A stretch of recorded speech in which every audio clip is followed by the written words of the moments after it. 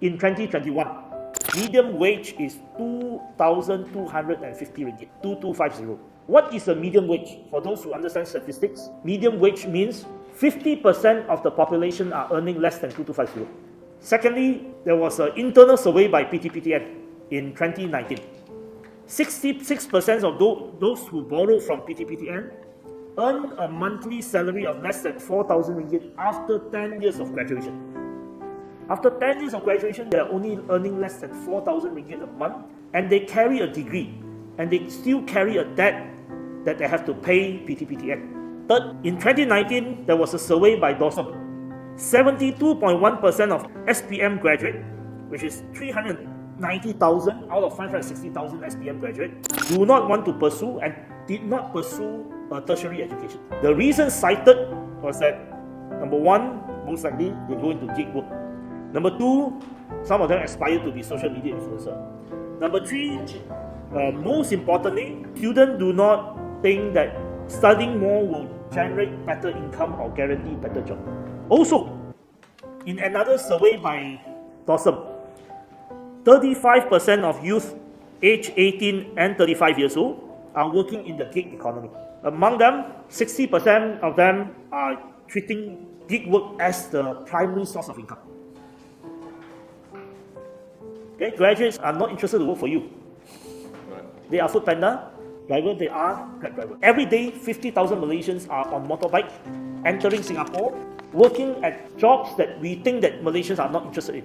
These are all Malaysians working as construction workers, security guard, cleaner, 3D jobs that we think that they're not interested in. When I talk to them, I say, how much are you prepared to come back? Almost universally, you pay me 2/3, I come back. They're working at 2,000 Sing dollar job, which is 6,000-7,000 ringgit depending on the currency.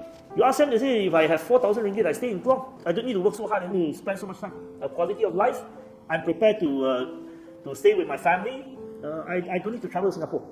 But unfortunately, the job market is only offering jobs in formal sector that pay only 2,000 for a graduate. How to work? Yeah, cannot. Graduate pay is very low and it has not increased that much. So I think we have to rethink, and I really hope employers are prepared to think through, because, like it or not, things have changed very much. There are 4 reasons why the employers now want to talk about this issue. 1, Indonesians do not want to come to Malaysia anymore. If they are from Sulawesi or Sumatra, they can be foreign workers in Jakarta. Jakarta's minimum wage is higher than Malaysia's. They would rather work as migrant workers within Indonesia. So we are short of a major source of foreign workers. Number 2, Bangladeshi have a choice. 10 million Bangladeshi are actually working in Middle East. So Middle East is the first choice. Singapore is the second choice. Malaysia is far, far low at the hierarchy. Also now, we are faced with a post-COVID global labor crunch. After so many rounds of interest rate hike, I think this was 7 or 8 rounds, the US unemployment is still 50-year low, is still extremely tight. The US labor market is very, very tight. I have 2 explanations. 1, people died in COVID. So workers died in COVID.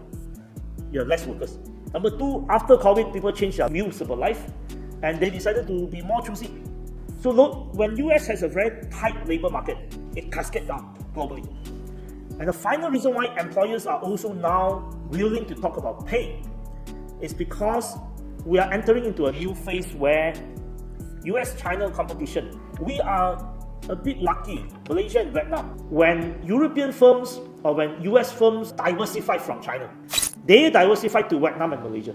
So we are in this situation where there are people really coming to set up shops, particularly manufacturing, and therefore employers are now feeling the pinch and they are feeling that they cannot find workers. I think this is a golden opportunity for us to reverse what had happened in the last 30 years and start a new conversation.